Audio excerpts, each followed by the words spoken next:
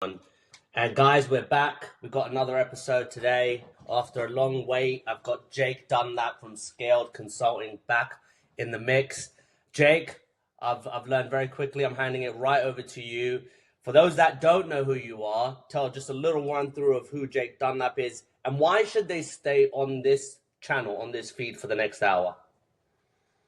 I love. I mean, that's a big ask. Like, I mean, I'm hoping we're gonna pack a ton of value here. I think. Look, I'm the CEO of Scale Consulting. We are a sales performance revenue operations consulting company. We do a mix of strategy and hands-on work. So I get a chance to talk to hundreds of sales leaders, CEOs every year. And I think today we're going to talk a lot about what I'm seeing in the market. We're going to talk a lot about generative AI and why this isn't just a new technology. Instead, it's a transitional shift in how we solve problems as humans. And so I think if you stick around, you're going to get some really, big picture insights. All right. You're going to get some big picture insights, and you're also going to get some really tactical, oh crap, I can go do something like right now, or I could put this podcast on pause and go try out what Jake's talking about. Absolutely. All right, so let's jump right into it then, Jake. What's the current state of play of the market, the conversations that you're having with sales leaders of PE backed, VC backed companies? They're looking to grow, they're trying to realize quick profits. Walk me through the current state of play that you're experiencing right now.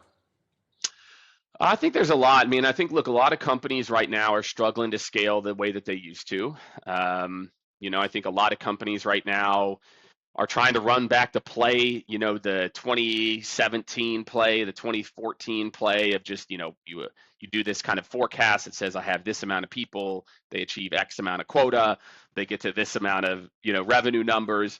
The math just isn't adding up like it used to. I think it's harder to hit quota. I think there's more competition in most markets than ever before. Um, Outbound is losing big time, and it's kind of self-inflicted from companies trying to send out more activities versus really trying to do a good job of kind of trying to really connect with buyers. And so I think we're kind of at this inflection point where B2B sales is going to have to make a choice. Do you want to focus on doing more activities, send all, get through as many demos as possible, or connect with the customer? And I think right now, a lot of companies are in flux. I think a lot of companies are struggling to realize that the goal is to connect to the customer, not to do the activities. And so I think we're at a kind of interesting inflection point here. So, with all these AI tools, you got GPT, Claude, I'm Yeah. just paid for X, Grok at X. I'm not paying. I got $100 of subscription costs on my iPhone at the bottom right now. GPT, Claude, X, and I don't know if you're in tune with it, but Perplexity. I mentioned to you Yeah, Perplexity, yeah. right? And then also actually five because I got Gemini's. Gemini's $43 a month, so let's actually top it up to $103 a month. So, with like I said, with all these AI tools coming into the forefront, how do you see the role of sales leaders evolving in the next few years? Well, I mean, there's a bunch of questions in there. So look, I'm glad it's good that you're trying different ones. I think different ones are good at different things. I would say, look, for me, my default is Chat GPT. I feel like, for a lot, most of what I want to do, which is, really thought and kind of back and forth and creation, I still feel like Chat GPT is number one. The other big reason that I'm a bit like I kind of lean toward Chat GPT is, somewhat selfish. We've developed a series of custom GPTs. We'll send a link. If you're in sales, you should definitely check them out. Um, and it's the only one that allows you to create kind of different agents for different use cases, right? So, if I've got a meeting coming up, I've got my discovery call prep GPT. I've got my help me book a meeting with if I want to try to get some value props on a new industry. I've got competitive deal winner. So, ChatGPT allows you to have very specific agents, these custom GPTs, which a lot of people are like, what is he even talking about, that we can get into? For sales leaders, here's what you need to know. One, your teams are already using them. Okay, we've done the math, we've done the surveying. It's like, I think we surveyed 250 plus sales leaders and salespeople, and I think it's like 45% of people are using it 2 or more hours every single week. And so you got to get versed in this. And I was just at a conference. I spoke to, probably, I don't know, 40 CROs and VPs of sales of, 20 to 100 plus $1 million companies. And the message I told them was like, you cannot outsource this knowledge. You need to know how these tools work. You need to understand that these are massive wins for productivity and quality. And so, I like that you're spending 125, you're dabbling, you're understanding what's working, because it's a foundational shift in how we solve problems, Shane. It's like, you know, I wasn't in the workforce when we went from like a phone book and a fax machine to the internet. But I can imagine, there's a lot of people in the workforce that were like, wait, I don't mail somebody something anymore. Isn't that impersonal? Or I don't have to get information by like going to the library or like my encyclopedia. Like, is that cheating if I use Google? Is that cheating? And now, so then we used to learn how to use Google, which was I type in 4 or 5 words of broken English, and I get like this thing, and then I kind of search for the information and pull together ideas. Now we've got our next big leap in human evolution from a problem solving standpoint to now I type in a whole bunch of stuff and it gives me an answer. And that ability to start to disrupt the way that, I've been in the workforce for 20 years now. I've completely changed the way that I work. I don't go to ChatGPT. I'm sorry, I don't go to Google. I go to ChatGPT. I want answers, right? And even if you go to your Google search now, a lot of times it'll have powered by Gemini, right? Mm-hmm. So, I think we're moving to this world of less searching and finding out, and instead give me the answer. And so this is a much bigger deal than I think what people quite understand is happening, right? It's like I remember when the internet first came out, my uncle had a computer, Uncle Bob, and you could play video games on this thing, right? And you could connect to the internet. I remember that, man. We could connect to the internet. We go to Uncle Bob's house. We could play video games, and it was a novelty, right? Like, oh, that's cool. Oh, like, yeah, I talk to people. Oh, yeah, it helped me plan my vacation. Like, oh, it's a novelty, right?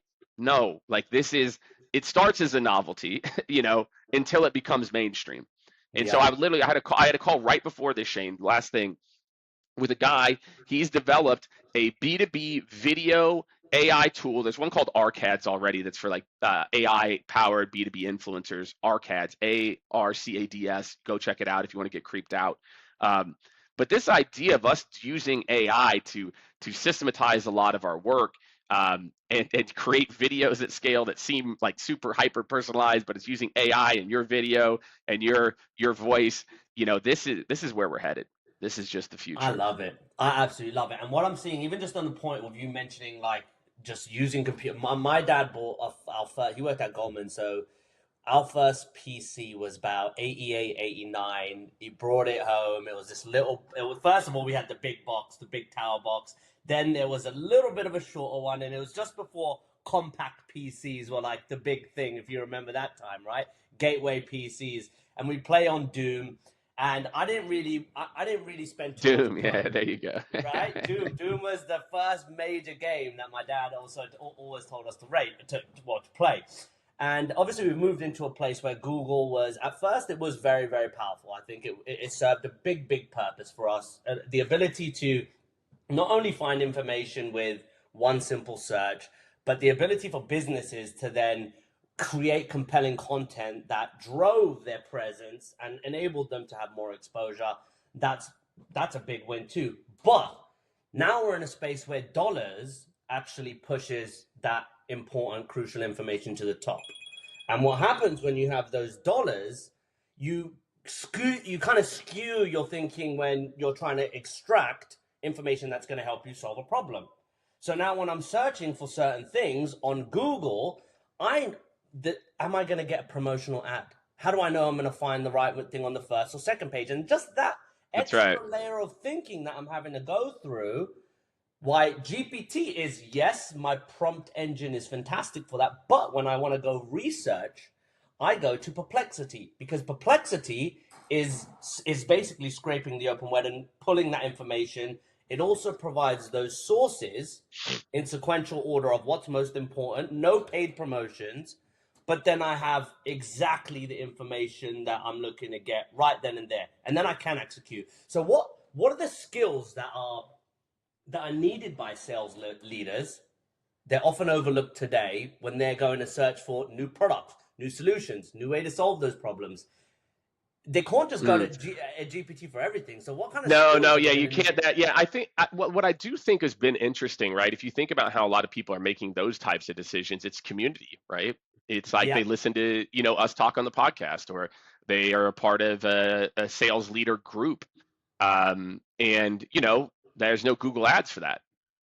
So I think that how people are actually making the decisions for new technology has evolved quite a bit. G2 was hot for a minute, but I don't know. It's kind of like Glassdoor. I mean, look, I was the head of sales at Glassdoor, so I've got a soft spot there. But like some of these review sites, like, do people really check those out anymore? Like, is a B2B sales leader, is he going to go or she going to go to, her network, or is she going to go to G2 and start doing research from scratch? I don't think so. I think they're going to go to their network. Same thing as, finding a job. Like, do you go to Glassdoor first? Like, not really anymore. Like, you go to your network. You're like, hey, is Scaled a good company? You go reach out to some people. Um, so I think this network play, in terms of how people make decisions, is something a lot of B2B companies have to figure out. LinkedIn obviously is big. I caught up with a guy who's the head of partnership and the influencer program at Clay. I think those guys have got it so dialed in. They're yeah. so in touch with how people buy right now. They've created this whole influencer network of people sharing, etc. Um, so I think how people buy and make those types of decisions has really, really evolved. um, but going back to your kind of this two-part question there, I think the other part of the question, which is like, as a sales leader, like, what else do I do or to get started? I think a lot of people have looked at AI as a technology, and they look at it as like, well, maybe my IT team should tell me what our policy should be, or my engineering team. And I talked to this group last week, and I said, your IT team should not be dictating your AI policy. Your operations team should be, or you as a CRO should be, or VP of sales. Because and it's not about, again, I want, hopefully this will drive it home. We use the internet strategy from before. Saying what's our generative AI strategy is like saying to a company, what's our internet strategy? You're like, it depends. It depends on your role, right? It depends on your role, and that's the same with Gen AI. Gen AI is about the role. So don't think about what's our AI strategy. Instead, think, what's the biggest bottleneck in my org today? My SDR team spends too much time researching. Boom, great. I'm going to go invest in a custom GPT that is all about doing account discovery, to where people literally, it's like, ready to get started. Insert link to your company that you're trying to prospect. Insert the job title of the person, or copy and paste in their LinkedIn profile, and boom, it does your discovery call prep for you, right? So that's how you got to think about this. Is don't think about all of the use cases for AI. And it's so funny, man, at this conference too. So many people were data. If I had the data, the data, the data, data. I'm like, how many sales leaders do I know that actually make decisions based on data? Like, so even if I give you more data, is that really going to be the use case? And instead, it's like, no, man.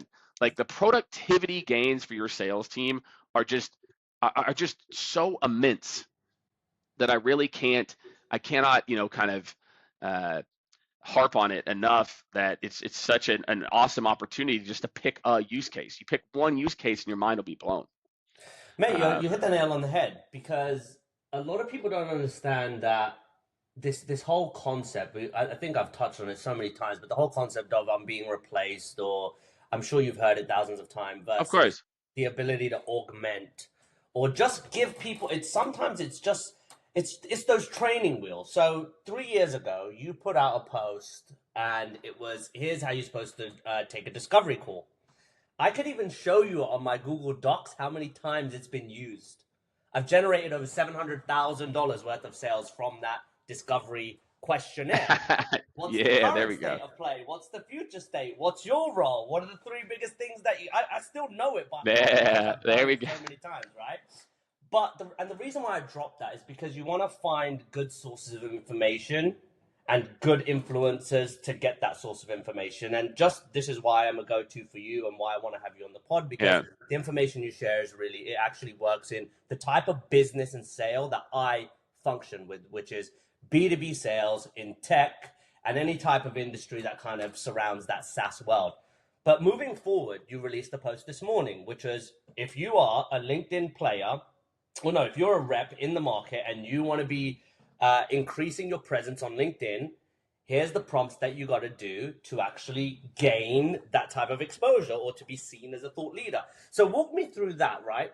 What made you write that post in particular? What are you seeing in the market right now where people aren't doing the right things? You can tell the frustration in the tone of your post, right? But people aren't doing what's right. And you're It's so like, funny. here's I what had you to got pull to up do, the guys. post. I'm like, oh, there's Shane right there. No, I don't know if it's frustration as much as I think, it's so interesting, man. I look back and there's so many things you look back and, different experiences you have and good, bad, et cetera, and you don't appreciate them, right? It's like, how you don't appreciate your parents until, you're 20 or so, right? Yeah. Because you have perspective. I look back at my sales career, and I was very fortunate. There's a few things. One, I was a full cycle rep, right? I didn't know any different from having to prospect my own leads, close my own deals, and work with customers afterward. And so I was able to learn all those skill sets, right? Like it wasn't like a this skill set or that skill set, and I was also very early to LinkedIn. I struggled a lot with getting early. I started posting nearly every day in 2018, right? So put that in perspective. Like I would like to think that I'm one of the one of the people that has been posting on LinkedIn for the longest. And here's the thing, I run a sales consulting company. So I talk about sales. But again, like I had roles before this, right? If I was back in my role as the VP of sales at Glassdoor, I would only be talking about HR trends. That's all I talk about, right? Because that is who pays my bills. Other people liking my post, I don't give a shit. You like my post, you don't like my, who cares? Right? Yeah. Like for me, I happen to align my business and passion with the products that we serve and sell and all those things. And so I just think it's very interesting that I see a lot of people on LinkedIn focused on being popular and not making money.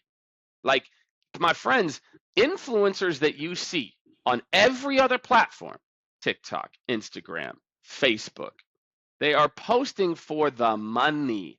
They are posting to a specific audience about a specific niche and a topic and doing brand deals around that topic, right? They're not a fitness influencer trying to get paid to sell you, I don't know, like a real estate ad or something. I don't know, insert whatever, B2B outreach.io, right? I'm not a fitness influencer trying to sell outreach.io, right?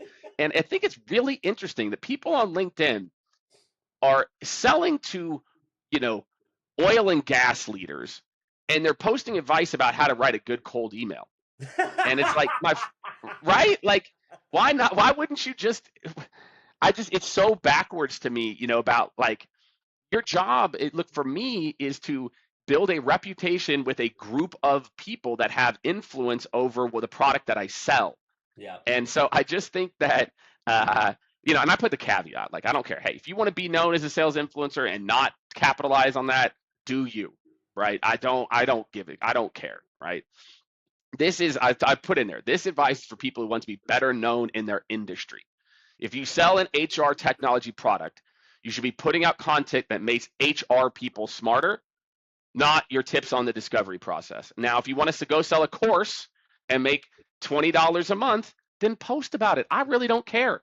I'm just saying, if you're somebody who wants to be better and the role that you're in and you're spending 8 to 10 hours a day in it, stop posting about sales related topics and start talking to your audience. Stop You're trying to be right. popular and start trying to be a resource, You are right. You right? are And absolutely right. so Because that is my high horse. But again, I don't give a shit. no, but it's actually Whatever you right. want If to you do, can either be a you bum, know. you can either be a bum online and be a failure and be a loser in your kind of space and the lowest performing rep, or you can actually do it right. And For real. uh, And dude, and the other part is, man, like, it's so interesting. Like, I was the VP of sales at Glassdoor. I joined right before our Series B, right? I was employee number 21. Glassdoor exited for $1.2 billion cash. Okay, this isn't some bullshit unicorn valuation. This is cash in the bank. Okay. You know how lucky I was that I got that job? Like, do you think, as a 31-year-old VP of sales, that I was like, you know what, this is going to be the unicorn? And I see so many people. I see so many people, dude. I got in that boardroom, man. I will never forget. I didn't realize this till after I was gone years later. I'm sitting next to this guy, Bill Gurley. If you guys don't know who Bill Gurley was, if you watched the We Crashed or whatever, Bill Gurley is the investor. Bill Gurley's like two-time VC of the year. Sitting next to Wow. me, at the chairman of the board is Rich Barton. Rich founded Expedia. Rich founded Zillow. And then the other board member founded Travel TripAdvisor. I'm sitting in this room. I'm fucking 31. You, I had no clue. I had no clue. And I see all these salespeople. They worked at some other company that got some big valuation or whatever, and they act like it was all them. I mean, look, I had skill sets. I'd worked in the space. I knew the space. I scaled revenue from basically 0 to 1 million in monthly revenue in about a year. So I did some really good things that I'm very proud of. But I also know that timing was important and I Yeah. got lucky. And so a lot of the people you're listening to, man, they're just at the right company at the right time. And not enough people you can't guess that shit. like I No, like you're right. again, like I dumb lucked into it and had the right, look, I was ready for the opportunity. I had prepared myself by, going back into the field and becoming an enterprise salesperson after 2.5 years of leadership. I got my MBA, right? I didn't get my MBA. Nobody knows I have an MBA. It's not on my, I mean, I think it's like in my education. I got an MBA so I could like learn things and see how different groups work. Like, so I'd done Yeah. a lot to prepare myself for the opportunity. But I see a lot of these salespeople and people that are posting, it's like, come on, dude. Like, that you were right place, right time. Can't we just say it? I admit it. I was right place, right time. Like, and again, I don't discredit what I did, but at the same time, I just feel, you know, that's Well, the other part of why I wrote that post. it's important, and I didn't realize it until about a week or two ago. And I was having a problem where I've been an agency owner for a couple of years, right? And the whole agency space was about how to build pipeline for technology companies trying to get into other enterprise accounts.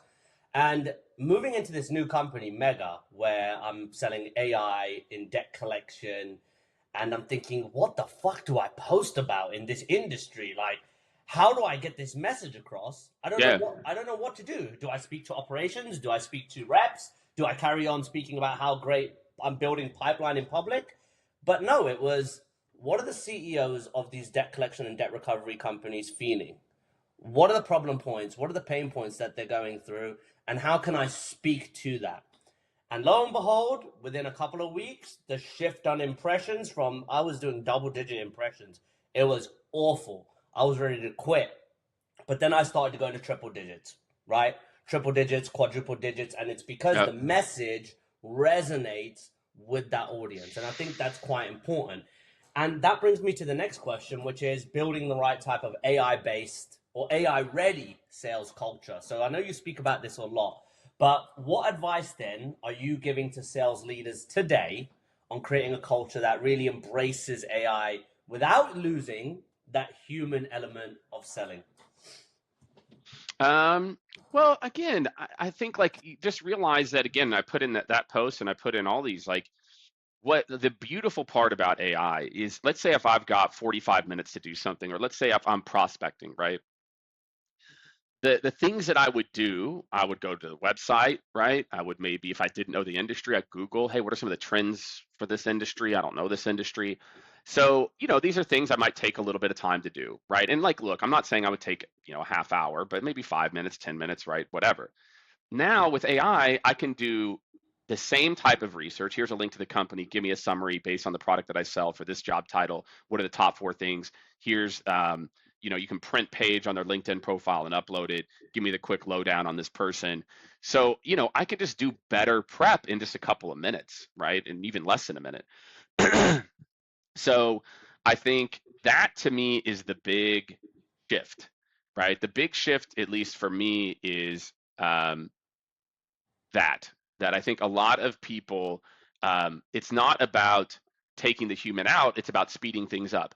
And then the next thing that I'll kind of like quickly mention is you don't copy and paste.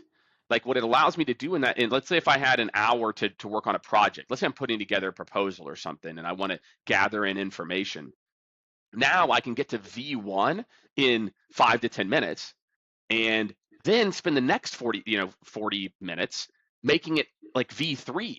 And so I think it's not about, saying like, oh, AI generated, here you go, copy paste. It's about saying, wow, like, what was I working on recently? I was working on an internal project. We're cleaning up some of our internal operations, and trying to create this kind of like customer experience first 6 weeks thing. And I was like, okay, I need an analogy for this, like an acronym of like something, and like here are the 5 or 6 most important things. And normally what would you do? You'd kind of sit there, you'd think about it a little bit, you'd mess around for an hour or two and like try to figure it out. It immediately spits out growth, and it's like GRO, and I'm like, that is brilliant. And it's like, here's G, here's R. And I'm like, okay, give me 3 other versions of that exact same thing, but make R more focused on this. Done. And so, and then I changed, I tweaked almost all of them, right? But, so that let me get to a really good V1 in 20 minutes, whereas that would have taken me 2 hours. So I think a lot of this is just getting comfortable using AI as a thought generator and not the end product, I agree. So then, you all know? right, let's jump into this one then. So beyond efficiency metrics, measuring AI effectiveness in teams. So beyond those efficiency metrics where you're looking at how fast can you create research, how fast can you turn that research into prospecting copy, how fast can you change those or move those activities of prospecting into a sales cycle or a demo, whatever the case may be. But how can organizations, businesses effectively measure the real impact of AI on sales pipeline and pipeline growth? Are there any KPIs that are overlooked? Are there any insights that you'd recommend tracking? Yeah, I mean, look, if my SDR team should be pretty simple. Like, are they booking more meetings, right? To me, that is not that one to me is really, really straightforward, right? It's like, look, your team should be able to not just hit send more, send all, but Mm-hmm. instead have a really good template that then they can really copy and paste some really interesting insights. Hey, what is a CEO of a sales consulting company of 30 plus people? What are the trends in his world right now? Right? Like, here's a link to his website. I'm talking about me here, right? What are the like probably top 2 or 3 trends, and then here's a link to my website. And like, how could I calibrate what we do versus what he does? And my God, like, Shane, the results are silly, and it literally, that prompt that I just gave you right there. And again, if you use a custom GPT, it's even better because it knows how to structure the data. But even that will get you a 75% of the way there in like 42 seconds. So you as a rep, there is no excuse as a salesperson to be doing anything that doesn't feel customized and isn't at least relevant to the person you're reaching out to. It doesn't have to be 100% customized. It can be, relevant to, again, like, that's all I care about. I don't care if you've researched me and you know all this stuff. Now, granted, I post a lot on LinkedIn, so I think I'm a pretty easy person to set a meeting with if you're really like spent 5 seconds looking at it. But even if you are just relevant today, you can cut through the noise. So booking more meetings is one, and then I think the other one would be close percent. To me now, Shane, you've been there. I'm sure anybody listening has been there, where you're up late at night, you got a big deal pitch tomorrow. You're like, okay, I got this person, I got to, what's going to happen here, and I'm going to think about how to put together the pitch, and I got this, and this, and now I can scenario plan with AI. And so, I think that that's a really interesting, kind of way to think about things. That I now can literally like think through the scenarios of like, okay, if IT is going to be here, okay, I need to make sure that this is relevant to the finance person. Or another one, we've got a custom GPT called competitive deal winner. So let's say your competition's in a deal. Hey, what are 3 things I can put in front of the CFO of this company? Here's an upload of the transcript of our last 2 calls, right? What are the 3 things I should highlight to competitively position ourselves with a CFO at this company who my champion has to go get the budget for against Deloitte? Dude, Ooh. think about that. Just think about that. If that doesn't help you close more, we've got another one called Annual Report Summarizer. I can literally I can upload someone's annual or even their quarterly filings. I upload the annual report. Hey, what are the top three? This goes back to like booking a meeting with or making a strong connection. Like let's say you've got a discovery meeting with somebody. You can upload their like last quarterly filing. You can say, hey, here's their annual report. Here's a link to our website and our services. What are the top three things that are relevant to the CMO of the company that's here? And triangulate that with what we sell and how we could help them with those three strategic initiatives for the CMO based on what they're talking about in their quarterly earnings. Like, dude, that used to take me 2 hours. Like That's crazy. literally, I had to go through a training at Career Builder. They trained me how to like read an annual report. So anyway, man, if you can't see that, and again, if you can't see from what I'm saying the potential ROI, I got nothing for you. Like if you But can't wait, see how that's going to help your team set more meetings and close more deals, I don't know what else I could tell you. it is. Well, it's shaping the future. And that kind of brings me to the next point, which is really like, how is AI's role shaping the future, especially for the sales rep? So, what does the sales rep look? What does their future really look like in a world where GPT and AI is like, I call it the sidekick. It is the perfect sidekick. It's the side. So It's my little buddy, man. It's my little Chat exactly. GPT buddy, just And chilling over before here in the corner, just before you waiting. get into that piece, right? I had an episode last week with a chief AI scientist, right? Probably a jazzed up name, but in terms of his idea of how he uses it, builds up on the calls with you and shows you kind of, here's your problem, here's the prompt, boom, boom, boom, boom, boom, here's the app.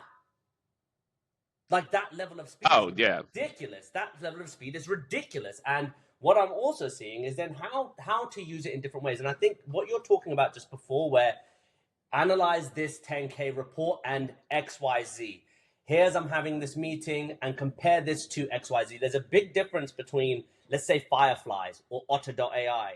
And they have, oh, well, I could just buy software and it has those pre-built extensions in there. After the call, I can get my transcript and it'll give me the highlight summary points of what I need to know from the call. However, this is where I think I'm trying to fill the gap between software as it exists and then the use of GPT with Jake Dunlap scaled custom GPT prompts that takes it a step higher. And that's where you kind of separate yourself, right? That's where you yep, separate yourself from the rest. So this guy said every morning for half an hour before he even starts anything. Now he's got ADHD. He uses the chat feature, talks to the AI bot, goes on a half an hour yeah. walk, spills his load in terms of whatever he has to talk about, and then by the time he gets home, he's ready with a fresh mind, no racing thoughts, ready to kill the day. So back onto the question, where AI is the future, in my That's a opinion, fucking great one. I love right? that. Where AI is the future, how should the sales rep be using them as their sidekick in terms of, well, what does it look like for them with them as their sidekick? How do you see the role of a salesperson changing from this average Joe, the people your C players, to C and B players who become A players because they use it right? So walk me through that. Uh, yeah, I mean, I think look, yeah, I get asked this question quite a bit about will it replace people, and the answer is it's yes, it will replace people. And I'm going to tell you right now, if you are in sales, and I'll give you a couple scenarios, and you're at a company and they're really just asking you to hit send all and not make cold calls and just like hit send all on a bunch of templates, not really customize things, you're going to be out of job in probably the next 2 3 years would be my guess. Like that type of role just will flat out not exist. Okay, if you are a sales rep and your demo, and I listen to a lot of demos, your demo sounds the exact same from client to client, you're going to be out of a job because I don't need you. What do I need you for? What do I need you? I don't. Again, think about how you want to consume information now. We don't want to talk to a person, man. Come on, send me that Quick. shit async. Send me that async. Let me just look at that. I want to talk to you when I'm at the finish line, right? When I'm getting to the finish line, even, right? And each product's different. Sometimes I want to talk early. Sometimes I want to talk late, right? Um, but that's what I would think about. So if you are doing those things today, if you are thinking about your role in sales, everyone listen real close. If you are thinking about your role in sales, which is how do I put in a 9 to 5, not really customize, not listen to the buyer, not customize things, you are at a high risk to be unemployed. I don't care whether you're 55 or 25. I want you to really think about that. You will not have a job in the next 2 to 5 years. You probably will find some legacy industries where they'll keep you around for a while, but you're not going to make the same money you made, right? So your only choice is this, is to start to personalize and customize everything. If you are not making things relevant, and even if it's not customized, relevant to where you intimately know, if I was a sales rep, I would be obsessed with using this to help me to become an expert in my space, an Yeah. expert for CFOs or CTOs or whoever the hell is that I sell to. If you are not an expert, I would really think about this, salespeople. If you aren't an expert, why would I want to talk to you? If you can't add value, if I get on the phone and you put your sales engineer on the call, why are you here? And so I do feel like we're going through a bit of an identity crisis where sales is turning more into information giving than Yeah. sales. Yeah. The job is to close deals. You are being paid to get uncomfortable, not to pump out activities.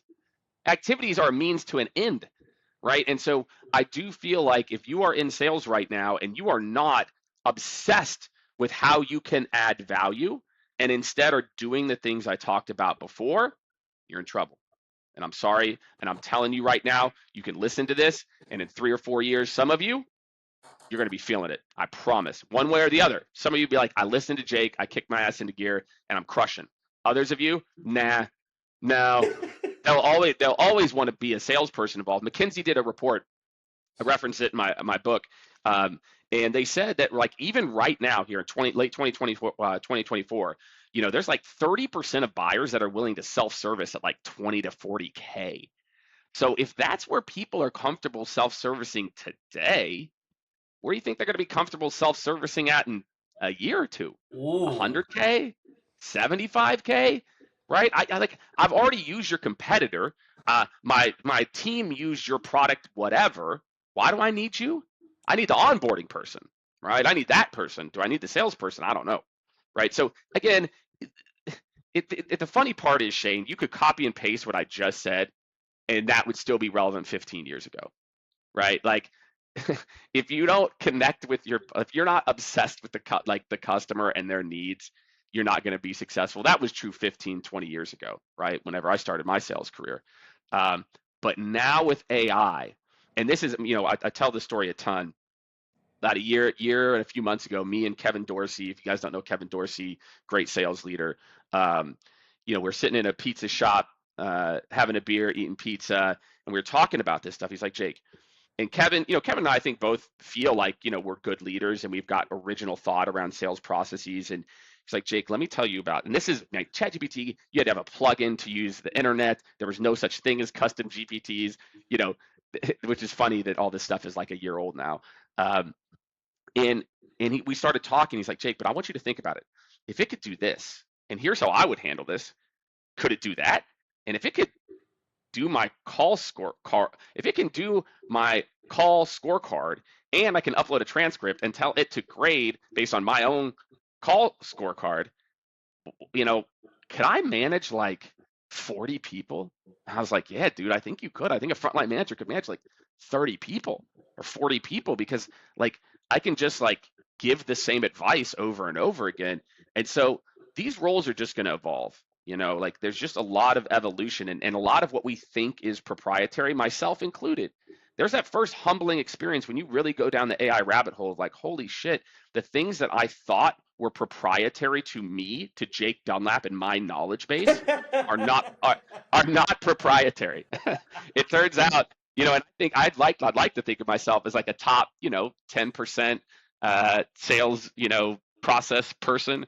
And man, Gen AI can get there like 80% of the time. So it is what it is. Like, look, but again, I'm not depressed. It is what it is. I got two choices: accept it and embrace it and become an expert at it, or, go the way of the person that I mentioned in 2 to 5 years. So So there's a C-suite executive sitting in their room. They're watching this on their 75-inch screen, Samsung LED, or maybe projector screen, and they're looking at long-term AI strategy versus short-term gains.